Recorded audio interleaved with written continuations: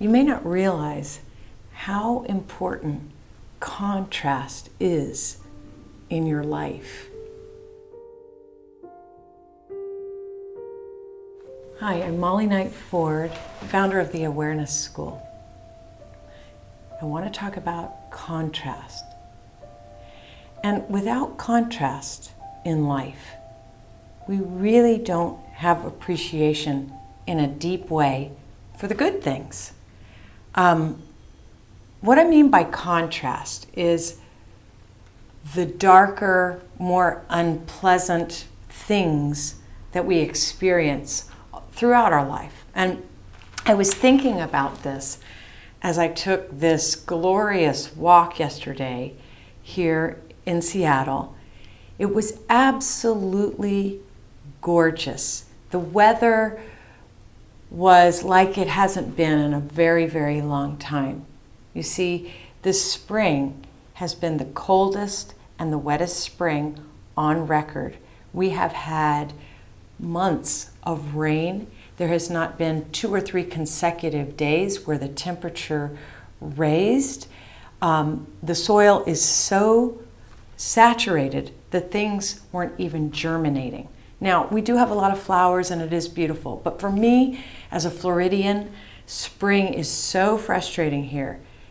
It's beautiful, it's lush, it's green, we have amazing flowers, but it's cold. And it's disappointing to me because of my expectation. So this spring in particular, there was more than just me complaining about the weather. And we have really been deprived of sun. And so when a day like yesterday comes about, everybody's outside. People take off from work. People are taking walks. I take an extra long time walking the dog. People are out gardening. People speak to each other. And you can tell that they're almost high because of the sun and the warmth and the beauty of the surroundings. And I thought to myself, I never felt like this when I lived in Florida and lived there all my life. I took the sun for granted. I wasn't as excited and appreciative of that good weather as I am here. Now, mind you, I was always a sun lover, but with this contrast, with this long-term frustration, something else occurred in me that was so elated by the simplicity of the good weather.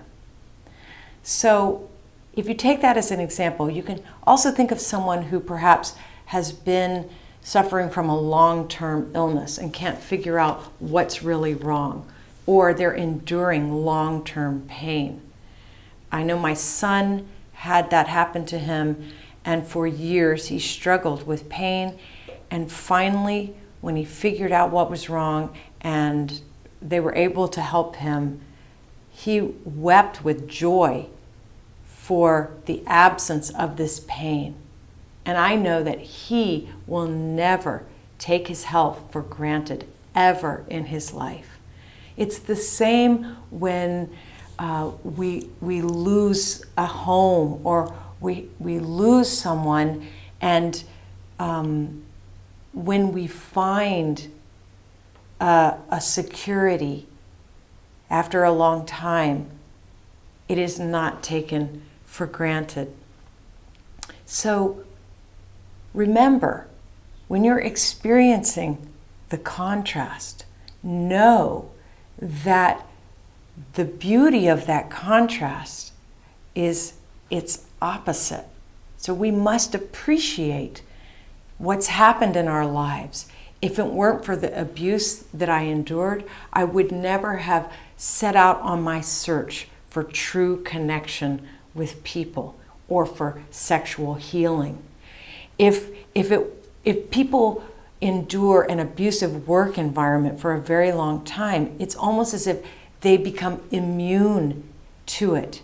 And they don't even realize how much they're suffering until they get into a very contrasting situation in which people there are people caring about each other, and there are people respecting each other and listening to each other's ideas, all of a sudden that becomes such a greater relief to the person who didn't have it.